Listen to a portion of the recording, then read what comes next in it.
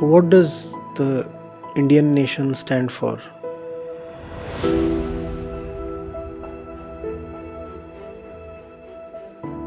You cannot love someone or something you know very little of. The nation, at its root, represents a community of people united through certain values.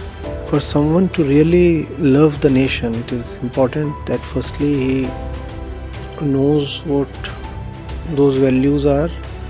Those values must be worth loving, and even more fundamentally, certain values must exist, right? And those values cannot be just theoretical ideals on paper. So, what does the Indian nation stand for? See, a nation does not become admirable or respectable or lovable just by the dint of being a nation. You may very well have theoretically a nation that's founded on hatred towards a group of people or something, right? And there do exist so many nations that have come into existence this very way. They exist because of a certain dislike towards something. And we have had nations in history that existed just to obliterate other nations.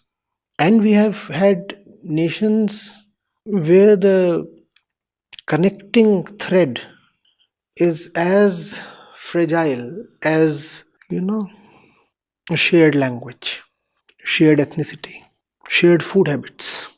So a nation is not necessarily lovable on its own. If you say you are an Indian, I say I am an Indian, what connects and unites the two of us? Most people do not want to go into this. Most people are far more eager to talk of diversity than to talk of the underlying oneness. Because talking of diversity is easy, no? Each one of us is different.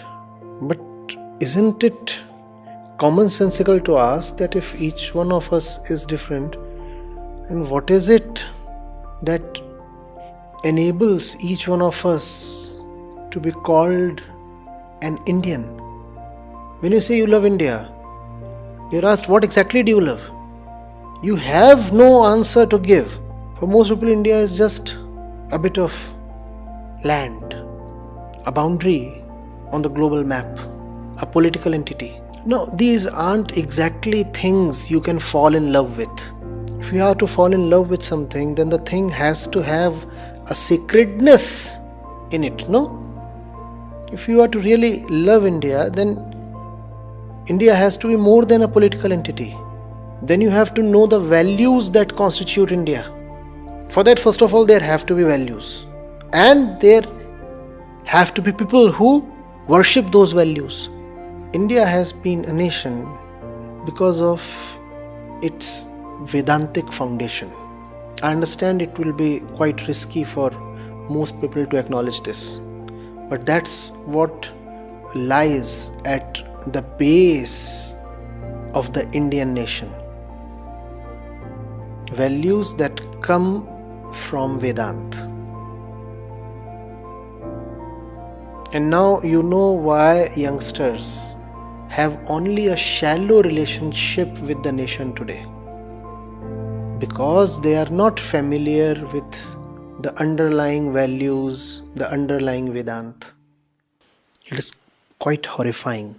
But you have very little beyond the masala dosa. Or maybe you have a few other things.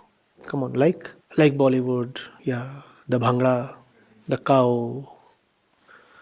cow sitting in the middle of the highway, that is. The monkey riding the elephant, peeing by the roadside. You would say Mahatma Gandhi. Or you'd probably talk of the colors of Holi. Or you'd probably talk of the Diwali lights. These are all good, nice, vibrant images of the Indian landscape. Can you fall in love with these? That's the entire thing. We do not know what India stands for.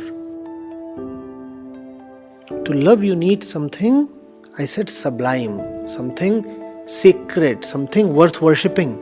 And it's a sad thing that that which is worth worshipping does exist in India, but is often not deliberately introduced to us.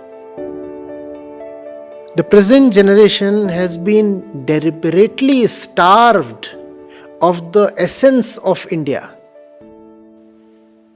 No wonder they have no real feeling towards the nation. They are Indians only by name, only by passport. And they don't want to remain Indians even in name. We think of this as some kind of a passing fad, It's not passing fad. It points towards something deeper. The fellow is ashamed of his identity. He wants to wear a totally different persona, which is bound to happen because he does not know his identity. The identity of India, the root of the Indian nation, is essentially spiritual.